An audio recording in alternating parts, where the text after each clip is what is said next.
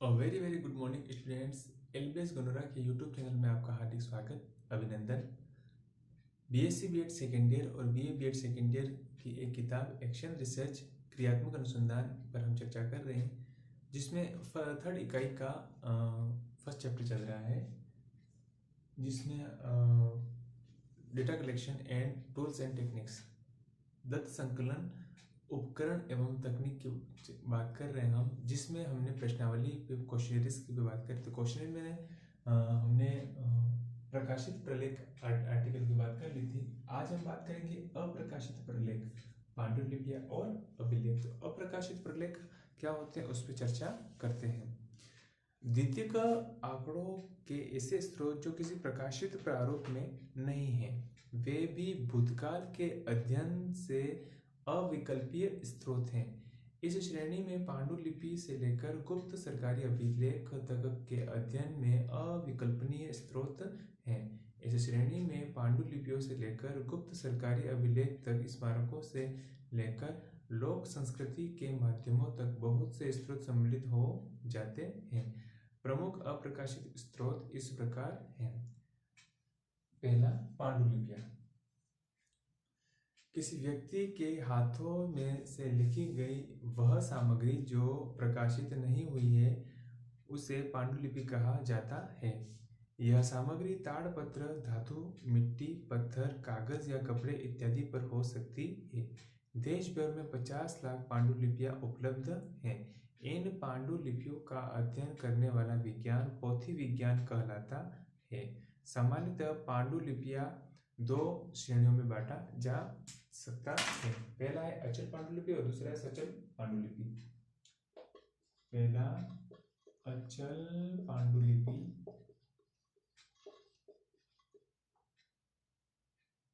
अचल पांडुलिपि और दूसरा सचल पांडुलिपि। किसी व्यक्ति के हाथों से लिखी गई वह सामग्री जो प्रकाशित नहीं हुई है, उसे पांडुलिपि अचल पांडुलिपि कैसे कहते हैं? एक स्थान पर स्थित सामग्री को अचल की श्रेणी में रखते हैं। इसमें प्राचीन गुफाएं, शिलालेख तथा महल, किले एवं जंतर मंतर जैसे विद्या प्रदायी स्मारक सम्मिलित हैं। यानी कि एक स्थान पर स्थित सामग्री को अचल की श्रेणी में रखते हैं। इसमें प्राचीन गुफाएं, शिलालेख तथा महल, किले एवं जंतर मंतर जैसे विद्या प्रदायी स्मारक सम्मिलित हैं। दूसरा, सचल पांडुलिपि। एक स्थान से दूसरे स्थान पर ले जा सकने वाली पांडुलिपियां सचल की श्रेणी में हैं। इनमें कागज, कपड़े, धातु तथा ताड़पत्र इत्यादि पर लिखी गई या उत्कीर्ण लिपि सामग्री सम्मिलित है। किसी लेखक का अधूरा कार्य भी इसी में सम्मिलित है। पांडुलिपि श्रेणी के द्वितीयक स्रोत से बहुत सारी प्राचीन जानकारियां मिलती हैं, किंतु ऐसे स्रोतों को प्राचीन लिपि तथा उसका भावार्थ समझना अत्यंत कठिन कार्य है तथा यह निष्कर्ष निकालना कठिन रहता है कि अमुक आंकड़े तथा तथ्य सत्य हैं या केवल किसी भी कीर्ति वृद्धि हेतु जानबूझकर झूठे लिखवाए गए थे। समय के साथ ऐसी सामग्री का रख रखाव भी दुभर हो जाता है। हालांकि भारत में अब राजकीय अभिलेखागारों में पांडुलिपियों का डिजिटलीकरण हो रहा है। अब बात करते हैं हम अभिलेख रिकॉर्ड्स। तो बहुत सारे विभागों जैसे चिकित्सालयों, बैंकों, शिक्षा संस्थाओं, पुलिस थानों, राजस्व मंडलों और न्यायालय इत्यादि में शोध सामग्री का अथाह भंडार रहता है। इसी तरह सरकारी कार्यालयों में फाइलों की नोटिंग एवं ड्राफ्टिंग भी विपुल सामग्री है। निजी क्षेत्र में भी ऐसे बहुत से अभिलेख विद्यमान हैं। बहुत से सभा, सम्मेलन, संगोष्ठियों और आयोजनों की कार्यवाही व्रत प्रकाशित नहीं होता है। प्राय गोपनीयता, अनावश्यकता, कार्यबोझ या अव्यवस्था के चलते अभिलेखों का समुचित प्रबंधन भी नहीं होता है। किंतु यह सामग्री शोधकर्ता के लिए किसी अमूल्य धरोहर से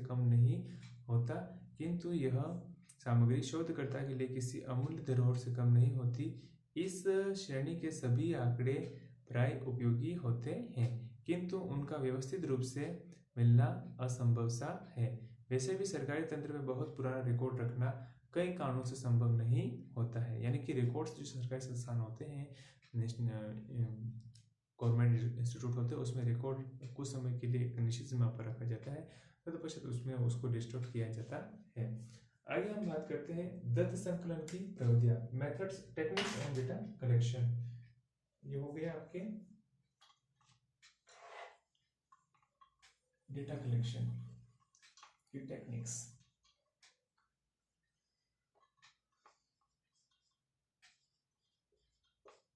दत्त संकलन की प्रविधियां, इसमें पहला है साक्षात्कार, इंटरव्यू।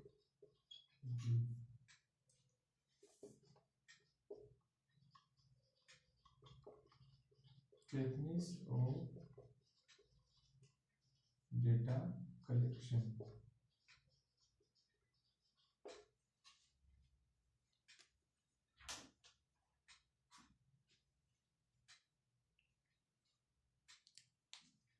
साक्षात्कार, इंटरव्यू।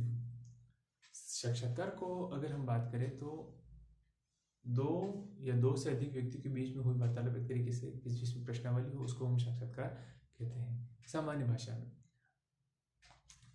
अवलोकन के पश्चात यह दूसरी ऐसी विधि है जिसे मनुष्य सदियों से अपनाता आ रहा है, क्योंकि वार्तालाप, संवाद और परिचर्चा मानवीय स्वभाव हैं। सामाजिक विज्ञानों में प्राथमिक आंकड़ों के एकत्रण हेतु साक्षात्कार एक सहज, सुलभ और स्वाभाविक तकनीक मानी जाती है। आमने सामने वार्तालाप के रूप में साक्षात्कार वह सब कुछ प्रदान कर सकता है जो शोधकर्ता को चाहिए। इस विधि की महत्ता इंगित करते हुए G.W. ओलपोर्ट कहते हैं, यदि हम यह जानना चाहते हैं कि किसी विषय पर लोग क्या महसूस करते, कहते हैं या क्या सोचते हैं, क्या याद रखते हैं, तो उनकी भावनाएं क्या हैं और एक विशेष प्रकार का व्यवहार करने के क्या कारण हैं, तो आप स्वयं ही उनसे पूछ क्यों नहीं लेते। स्पष्ट साक्षात्कार की प्रश्नोत्तरी विधि। तो साक्षात्कार की हम बात करें तो मैंने बताया था कि आपको दो या दो से अधिक व्यक्तियों के बीच में होने वाला एक तरीके से वो साक्षात्कार होता है। इसका अर्थ और विशेषता बात करते हैं हम। अर्थ और विशेषताएं,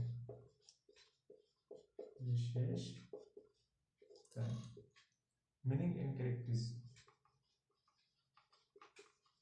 मीनिंग एंड कैरेक्टरिस्टिक्स। साक्षात्कार अर्थात प्रत्यक्ष आंखों के सामने होने वाला वार्तालाप, कृत्य। अंग्रेजी शब्द इंटरव्यू का हिंदी अनुवाद है। इंटरव्यू में अंदर का व्यू, दृष्टि, देखना का अर्थ हो देता है, अर्थात आंतरिक रूप से देखना या किसी की दिल की बात का बाहर निकालना साक्षात्कार कहलाता है। किसी के अंदर से छुपी हुई जो भावनाएं होती है, जो नॉलेज होता है, वो बाहर निकालने के तरीके से साक्षात्कार कहलाता है।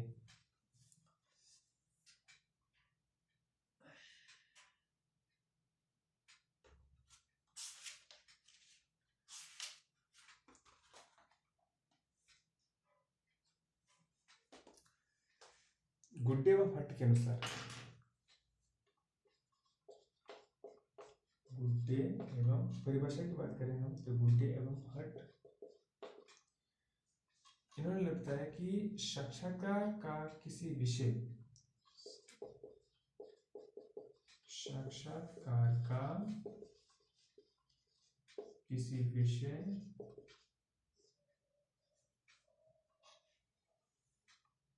यानी कि बिंदु पर वार्तालाप के लिए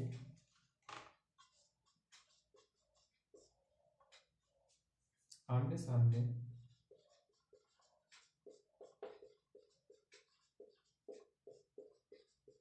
सम्मिलित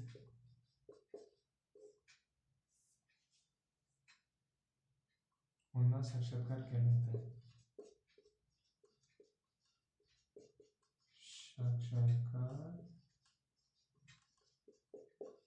कहलाता है।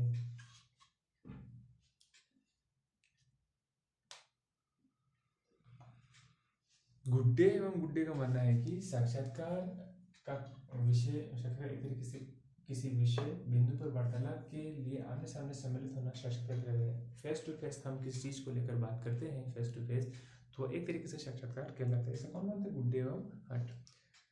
सीन पायो यंग के अनुसार साक्षात्कार क्षेत्रीय कार्य की एक विधि है जिसका उपयोग व्यक्ति या व्यक्तियों के व्यवहार को देखने, कथन को लिखने तथा सामाजिक एवं सामूहिक अंतरक्रिया के वास्तविक परिणामों का निरीक्षण करने के लिए किया जाता है। पीवी यंग का मानना है, एक दूसरे विकल्प में पीवी यंग का मानना है साक्षात्कार एक ऐसी व्यवस्थित विधि है, साक्षात्कार एक ऐसी व्यवस्थित विधि है जिसके द्वारा एक व्यक्ति दूसरे के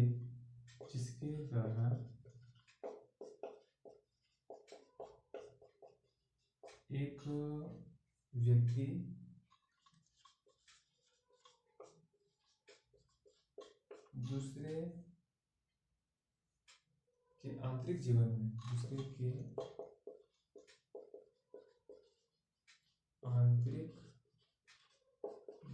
में अधिक या कम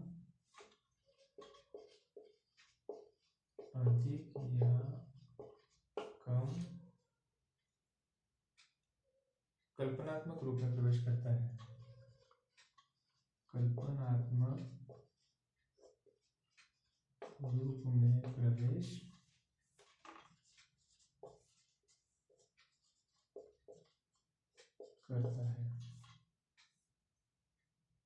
जो उसके लिए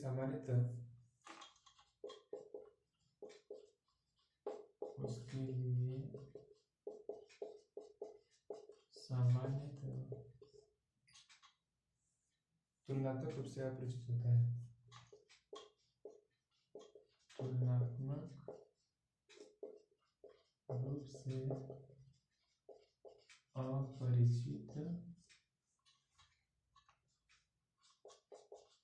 होता है।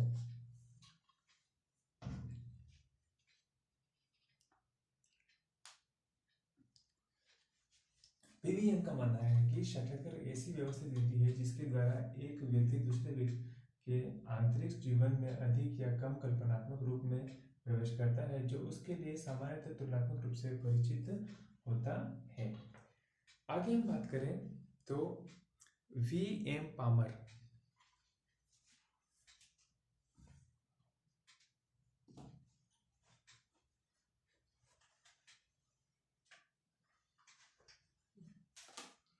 अलग अलग चीज बना रहे हैं जिसमें अलग अलग परिभाषाएं दी हैं, उसके बारे में हम चर्चा कर रहे हैं। वी एम पामर क्या कहते हैं उसकी बात करते हैं।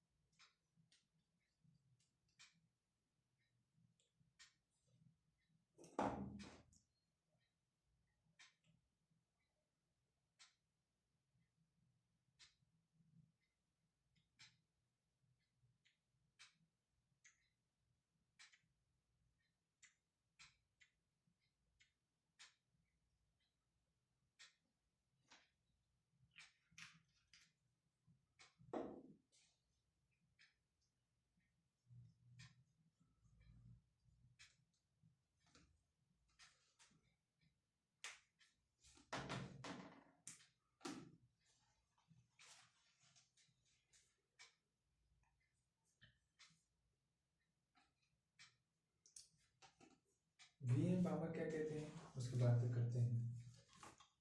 पीवीएम ये वीएम पावर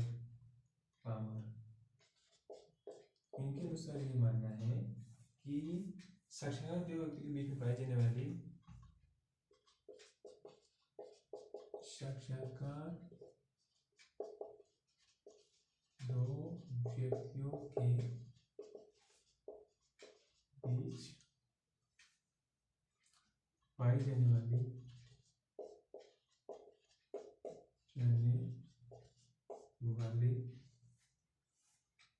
एक विशेष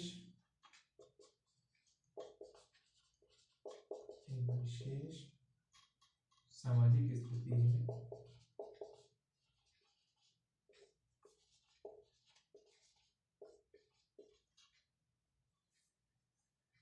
जिसमें वे एक मनोवैज्ञानिक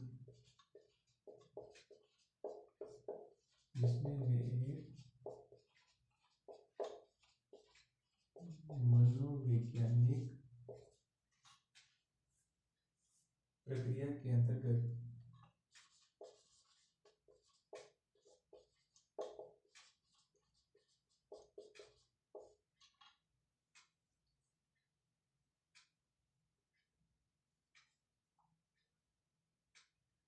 परस्पर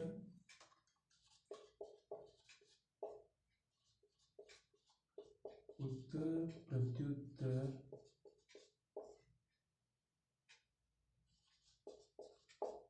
करते हैं। वीएम पावर का मानना है कि साक्षात्कार दो व्यक्तियों के बीच पाई जाने वाली एक विशेष सामाजिक स्थिति है, सोशल है, जिसमें वे एक मनोवैज्ञानिक प्रक्रिया के अंतर्गत परस्पर उत्तर प्रत्युत्तर करते हैं। तो ये आप इसकी परिभाषा लिख लीजिए। अगली डेफिनेशन की बात करें हम,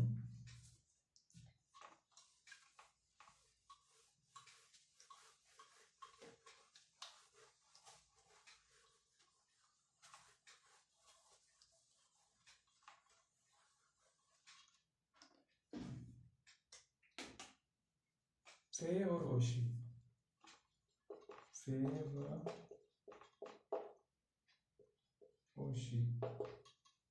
इनके अनुसार साक्षात्कार एक उद्देश्यपूर्ण वार्तालाप है। साक्षात्कार एक उद्देश्यपूर्ण वार्तालाप है जिसमें एक व्यक्ति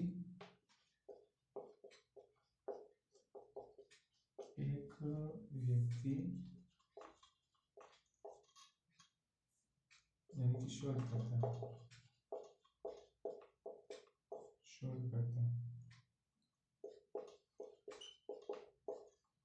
तैयार किए हुए प्रश्न पूछता है।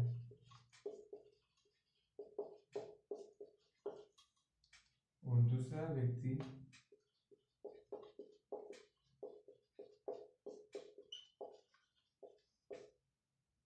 उनका उत्तर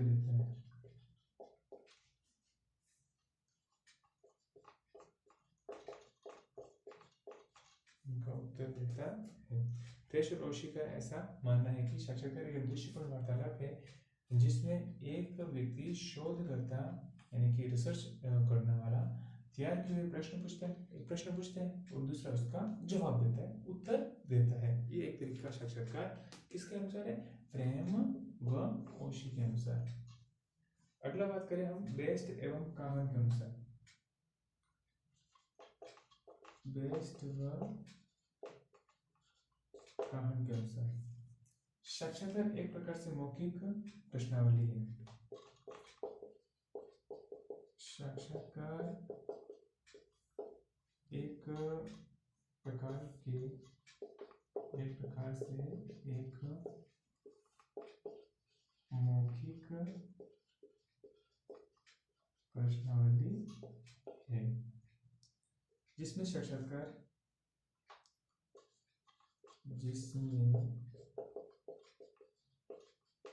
साक्षात्कार देने वाला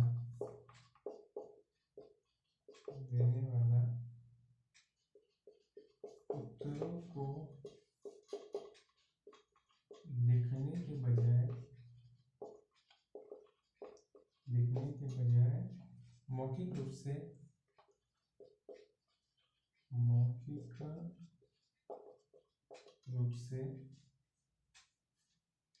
आमने सामने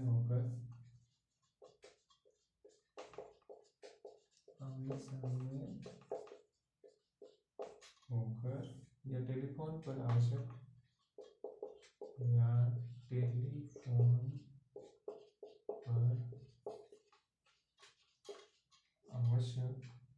सूचनाएं प्रदान करता है।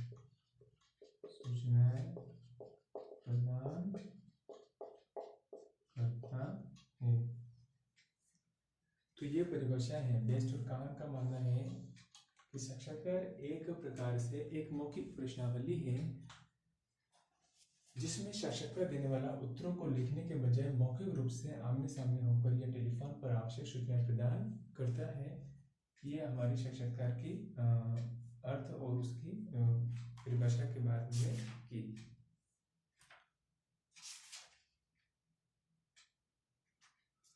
तो उपयुक्त ये जो परिभाषा है उस परिभाषाओं के आधार पर हम कह सकते हैं कि साक्षात्कार विधि का निम्नलिखित विशेषता सामने आती है। पहली विशेषता ये है कि साक्षात्कार दो सामान्यतः अधिक व्यक्तियों के बीच में परस्पर सुव्यवस्थित वार्तालाप या संवाद की प्रक्रिया है। दूसरा, यह प्रक्रिया प्राय आमने सामने फेस टू फेस आमने सामने भौतिक उपस्थिति के रूप में संपन्न होती है, तथापि यह दूरभाष, वीडियो कॉन्फ्रेंसिंग, वीसी या अन्य तरीकों के से भी हो सकती है। थर्ड, सामाजिक शोध में यह सुनियोजित एवं पूर्व निर्धारित प्रश्नों के उत्तर ढूंढने हेतु लक्षित व्यक्ति के साथ की जाने वाली अंतर्क्रिया है। इसमें उत्तरदाता को प्रेरित या उद्धृत करके उन सूचनाओं और विचारों को उगलवाया जाता है जो सामान्य वार्तालाप के सामने नहीं आते हैं। पांचवा, विशिष्ट उद्देश्यों की पूर्ति हेतु अपनाई जाने वाली यह विधि मौलिक तथा प्राथमिक आंकड़े प्रदान करती है। अब साक्षात्कार विधि का प्रयोग निम्नलिखित उद्देश्य की पूर्ति हेतु किया जाता है। पहला, गुणात्मक प्राथमिक आंकड़े प्राप्त करना। गुणात्मक जो होती है क्वालिटेटिव डेटा जो होते हैं उसको कैसे लिए जाए। नंबर 2, नई परिकल्पनाओं की खोज या चयन करना। तीसरा, प्रत्यक्ष और विश्वसनीय सूचनाएं प्राप्त करना। और चौथा है अवलोकन, प्रश्नावली या अनुसूची विधियों की साक्षात्कार के साथ प्रयुक्त कर प्रमाणिक तथ्य प्राप्त करना। अब बेंजामिन पॉल का मत है कि सामाजिक शोध के क्षेत्र में साक्षात्कार विधि बहुत सारे नए मार्ग प्रशस्त करती है, क्योंकि यह विधि अवलोकन की पूरक भी है। ऐसे में किसी एक विधि का उपयोग करने के बजाय उनका मिला जुला अवलोकन एवं साक्षात्कार उपयोग एवं उत्तम ज्ञान दृष्टि से प्रदान करता है। यानी कि आज हमने साक्षात्कार, एक तो दाता प्रशिक्षण में अप्रकाशित प्रलेख के बारे में, रिकॉर्ड्स के बारे में पढ़ा गवर्नमेंट्स के, उसके बाद साक्षात्कार का अर्थ, उसकी परिभाषा के आधार पर उसकी कौन कौन सी विशेषताएं हैं। यानी कि साक्षात्कार दो व्यक्तियों के बीच में होने वाले एक तरीके से सुव्यवस्थित किसी उद्देश्यपूर्ण बात को लेकर चर्चा की जाने वाली चर्चा है, जिसपे उसका निष्कर्ष निकल सके। LBS गनौरा का YouTube चैनल आपने देखा, लाइक किया, सब्सक्राइब किया, इसके लिए आपको बहुत बहुत धन्यवाद। आपका दिन शुभ रहे।